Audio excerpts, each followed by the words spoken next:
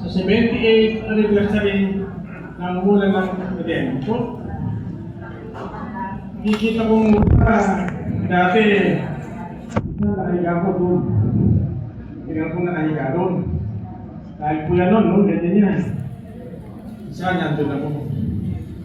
At naging kabataan din, laging wala. Ito po, nakasama ko ating mga kapatid.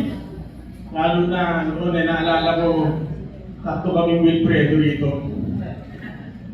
Isang Corpus, isang Grand, at isang Feliciano. Yan wala na si Willie Feliciano noon. Dito kami noon. Masaya, pero lagi akong wala.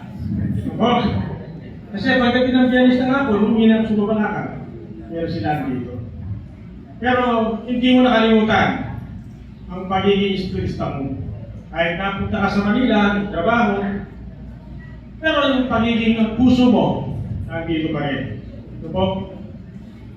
Maraming salamat po sa lahat ng tumulong sa aming proyekto sa Sentro General. Ano po? Nag-umpisa kami sa Balat, pero ngayon po patapos na. Tama yung sinabi ni Director Billy kanina. Sinong lalapitan mo kundi ang ama ng lunduyan? Nung po nasa 10th floor kami, wala namang budget. Tumutulo po ang taas. Kulang ang toppings, kulang ang pintura. Sino po ang tugulog? Siyempre ang nanay. Ito po.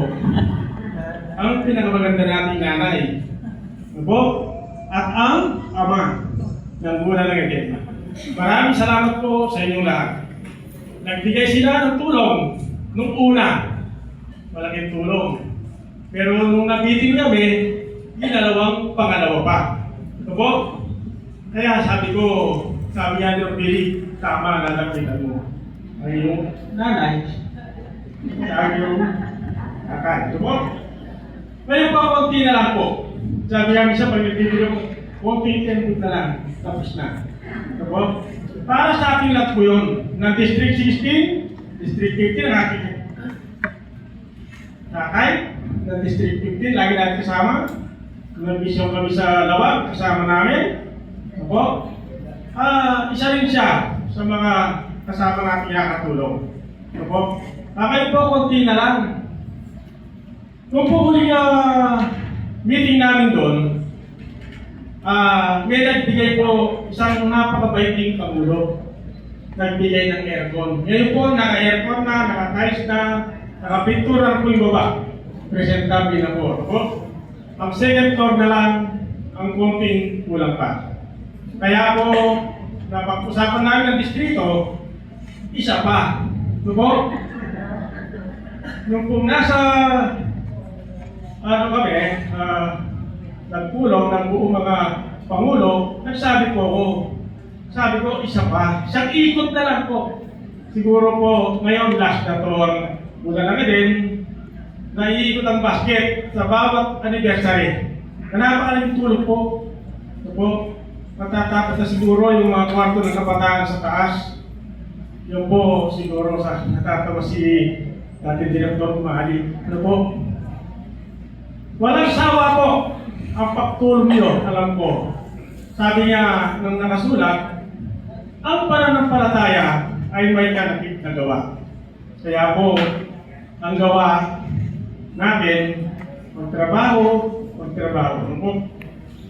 Katulad po, nang ibinigay sa akin, na karunungan. Nasabi ko noon, pagka sa pantayanan ng nangailangan, ibibigay ko ang aking tulong. Kung anong binigay ng Panginoon na karunungan, ibabahagi ko sa ating sa pantayanan. Una po ang naging proyekto namin ang Sibul. Natapos. Pangalawang proyekto po namin ay ang Ubol General. Nung nakaraang buwan o nakaraang taon, may lumapit sa akin.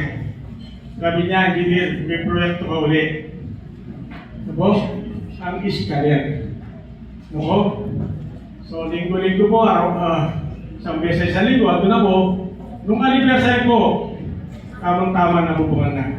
Pero kung isang tao lang po ang sumagot sa isang sentro. Ano po? Ngayon po, sabi ko, parang makakapagpahinga. Sabi nila, hindi pa. Kasi sabi nila, may pangarap ang mula ng Eden na pagagandahin, palalakihin ang kinalang sentro. Sabi ng kapatid ko, pagkatapos ng anniversary natin, mag-meeting tayo. Ibig pong sabihin, may trabaho pa rin ako. Trabaho para sa ating Panginoon. Katulad ng Healing Center, ginagawa rin namin ang trabaho namin doon. Every first Saturday po, kung gusto nyo pumunta sa Healing Center natin, sa Arayat. Ano po? Yun na po. At maraming salamat. Sabi niya, pagmamahalan, narinig ko kanina, tama po. Pag-ibig. Ano po? Dahil lang, Diyos ay pag-ibig. Yan lang po. Maraming salamat. Salamat po. Ngayon po, tinatawagan po natin si Noel.